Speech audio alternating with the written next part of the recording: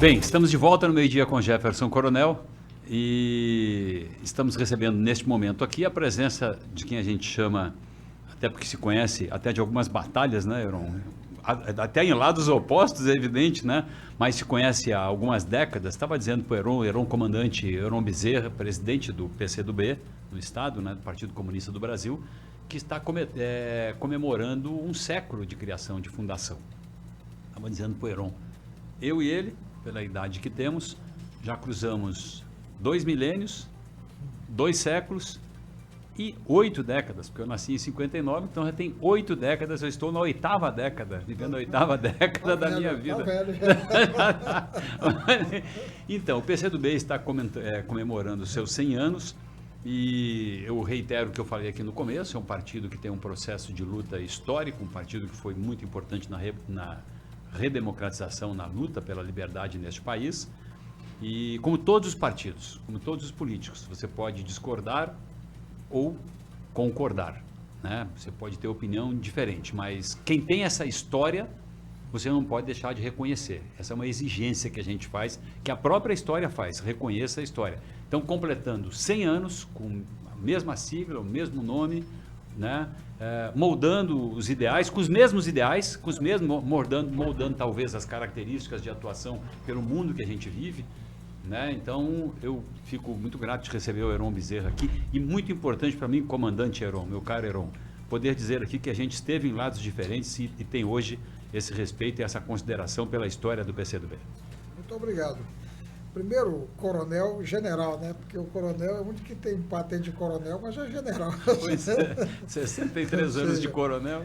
Veja bem, como você disse, a história você não inventa, ela é um fato registrado, né? A não ser história, mas a história com H você não inventa, ela é um fato documentado. Portanto, citando aqui o nosso poeta maior, Tiago de Mello, nós não temos um novo caminho, apenas um novo jeito de caminhar. Nós continuamos o mesmo objetivo, apenas caminhando às vezes de maneira diferente, que é o que você disse muito bem. É claro que a maneira como se atua num momento e no outro, ela não é rigorosamente igual, porque você tem que adaptar a tática, você tem que adaptar os interesses, às vezes momentâneos, locais, etc., levar em conta a correlação de força, mas o nosso objetivo sempre foi o mesmo. E qual é esse objetivo, então? É defender um país soberano, em primeiro lugar. Não tem ninguém mais patriota do que um comunista. Não tem ninguém mais patriota do que um comunista. Para nós, a pátria e a soberania são valores inegociáveis. Inegociáveis. Ou seja, nós entendemos que nenhum país pode ser levado a sério se não tiver soberania e independência. Não pode ser satélite de ninguém. Isso implica dizer que, uma vez o partido dirigindo o Brasil, por exemplo, o Brasil jamais será satélite americano, nem russo, nem chinês, nem de ninguém. Nós manteremos relações diplomáticas, soberanas e independentes com todo mundo, americano. Não se negocia a soberania. Não se negocia a soberania e sua independência. Esse é um valor moldal. A segunda questão, a defesa do meio ambiente. Nós entendemos que os recursos são finitos. Tudo acaba. Se eu não considerar e não tiver presente que eu preciso administrar adequadamente os recursos abundantes que nós, por sorte, temos no Brasil, esses estoques vão acabar. Um dia desse, lá em Parintins, aquele mar de água assim no rio, no meio do rio Amazonas, eu fiz um vídeo e postei. É difícil alguém imaginar que o mundo vai ter crise de água, né? Eu dizendo isso no vídeo. Se alguém vê essa exuberância de água aqui, é difícil imaginar. Mas 700 milhões de pessoas no mundo já têm crise de água. 700 milhões de pessoas. Já tem empresário aqui do Amazonas vendendo água para a Europa, se eu não me engano, então engarrafada. Você já entendeu. Já tem crise de água. Eu encontrei um amigo pesada. que eu fiquei espantado. Meu negócio é vender água para o exterior, exatamente. exportar água. Já tem crise de água no mundo para 700 milhões de pessoas. É claro que para nós que moramos na Amazônia, temos o privilégio de morar na Amazônia, onde tem 20% da água doce do planeta. Nós temos dificuldade prática de entender que isso vai acabar, mas acaba. E principalmente se não for manejado. Falta para a gente, às vezes, no dia a dia aqui. Óbvio, mas Já se você falta, não né? manejar adequadamente, não é só que vai acabar o estoque, não, ela vai ficar poluída. Ela vai Inviável. ficar inviável, ela vai ficar imprópria para uso humano. Pronto. Então, já tem no mundo isso. Então, perceba que esse é um outro marco central. É manejar adequadamente, não é não usar, como defende os santuaristas. Nós queremos e defendemos o uso dos recursos naturais, mas de maneira manejada, com sustentabilidade, que é exatamente para garantir que esses recursos sejam usados por um longo período, porque tudo vai acabar, inclusive o sol. Eu, por acaso, sou climatologista, eu sou professor de meteorologia e climatologia da UFAM. E eu não estou dizendo aqui um chute de político, de qualquer coisa, é técnico. O sol vai acabar em 100 milhões de anos. O sol, a energia do sol, é produzida por dois elementos químicos, hidrogênio e hélio. É uma reação termonuclear que provoca o calor do sol.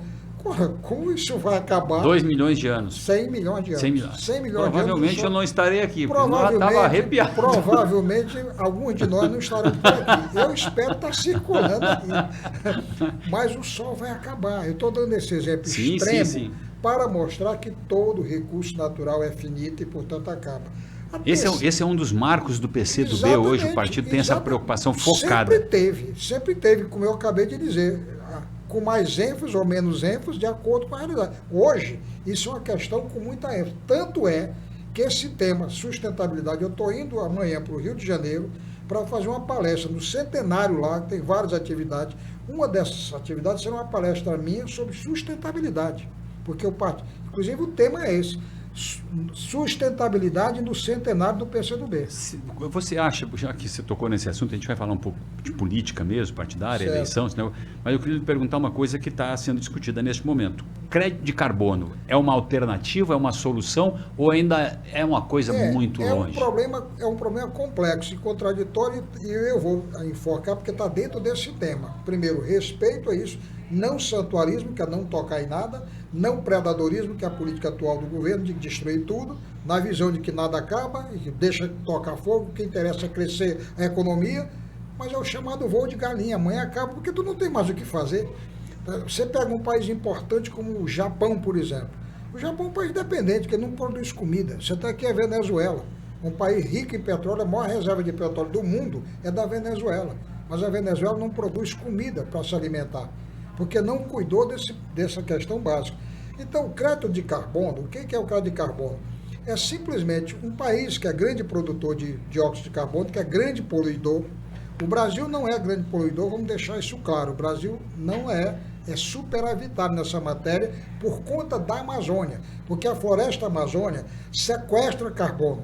Então, por mais que a gente queime um bom bocado, e agora aumentou muito no atual governo, mas como nós sequestramos muito carbono com a floresta amazônica, nós temos um saldo altamente positivo.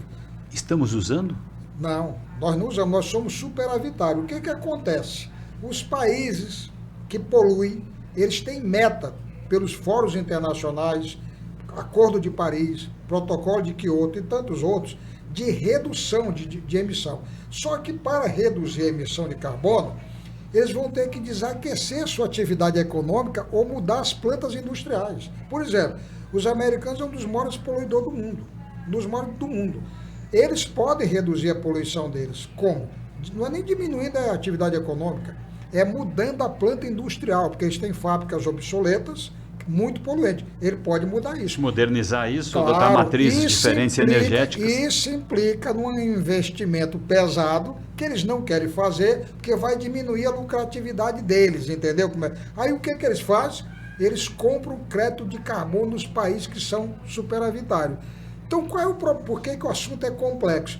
Porque aquilo que eu uso num jargão vulgar, eles cagam e nós limpamos. Eles continuam poluindo porque eles estão comprando crédito de carbono na Amazônia brasileira, na Amazônia peruana, na Amazônia, na Amazônia africana, e eles continuam poluindo na mesma quantidade. Isso não é correto. Nós temos que fazer com que o mundo inteiro adote práticas sustentáveis. E não que um país pague, digamos, faça esforço para cumprir as metas dos outros. Isso é crédito de carbono, isso é uma coisa complexa, portanto. Como é que o cidadão aqui pode enxergar na prática, Heron, a vantagem de uma opção como matriz econômica até, o que eu acho que ainda está um pouco distante, de crédito, do uso do crédito de carbono.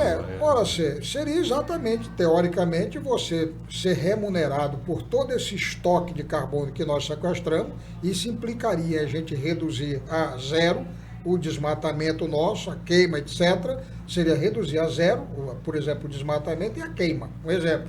Porque o estoque de carbono, o carbono... E como é que entra esse dinheiro? Esse dinheiro aí tem fundos, sendo bem didático para as pessoas. De tudo que é lugar. Tem gente que, inclusive, está ficando milionário fazendo atravessamento disso. Tem gente milionário. Mas, a grosso modo, funciona assim. Um país tem uma meta, ele tem que reduzir... Tem os corretores de crédito de carbono. Várias empresas especializadas só nisso. Aí ele compra o crédito. Ele paga uma taxa para você e acredita aquilo em quem pagou. Então, os americanos que pagaram, ele acredita lá nos americanos. Então, os americanos que deveriam reduzir 3 bilhões de toneladas de carbono por ano, não vão precisar mais reduzir, porque eles estão comprando esse equivalente em países que são consumidores, absorvedores de carbono. Ponto. Só aqui na UFAM, por exemplo, eu vou dar um dado aqui, já que nós entramos nesse debate, é uma área que eu trabalho com isso, estou me apaixonando. Você conhece, e é um debate que interessa a todos. A média mundial de carbono é de 380 ppm. Cada 1 milhão de ar tem 380 moléculas de carbono pela média mundial. Na UFAM aqui, nós medimos diariamente. O meu grupo de pesquisa mede isso diariamente na UFAM. Nós medimos em torno de 600. Aí a primeira vez que eu apresentei isso lá na reitoria da UFAM, o pessoal regalou os olhos, mas como? Digo, sim, nós somos um sumidouro de carbono. A Amazônia sequestra carbono. Então nós temos um grande estoque de carbono. Uma riqueza fantástica. Na hora que nós queimarmos, isso libera todo. Tu está entendendo como é que é a história? Então, se nós queimarmos a floresta amazônica, nós tanto deixamos de ser sumidouro, como nós passamos a ser um grande emissor, porque o nosso estoque de carbono na floresta é enorme. Ela serve como sumidor de carbono, ela absorve carbono até para fazer a sua fotossíntese. E em que prazo você acha, eu vou voltar lá para o comecinho dessa pergunta aqui, para a gente dar essa resposta, assim, dizer assim para a pessoa que está nos vendo, agora nós estamos também na televisão, canal 8.2, né, onda digital, rádio, nós estamos falando com o Pará também, que é um problema que tem, um estado que tem problemas muito semelhantes com os nossos aqui com relação ao meio ambiente, eu diria até mais graves, né? Bem mais graves. Bem mais graves. E eu lhe digo assim, em que prazo você acha que a gente pode, que o Amazonas ou a Amazônia pode ter isso como dinheiro entrando?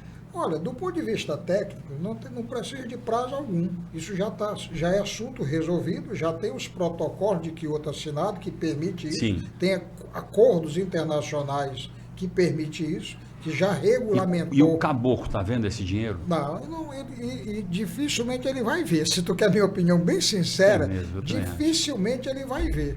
Você está entendendo? Porque isso é o seguinte, o país como um todo, né? Isso, uma floresta, ele vai fazer um grande acordo. Eu tenho aqui 100 hectares que eu vou reservar, 200 mil hectares. Deixa eu lhe pedir, reserva esses hectares aí, a gente vai usar eles depois desse intervalo, que agora eu estou obrigado a cumprir o intervalo, porque a gente está na TV. Já a gente volta aqui, minutinho a gente volta. Nós nem do carbono ainda. Meio-dia com Jefferson Coronel, volta já já.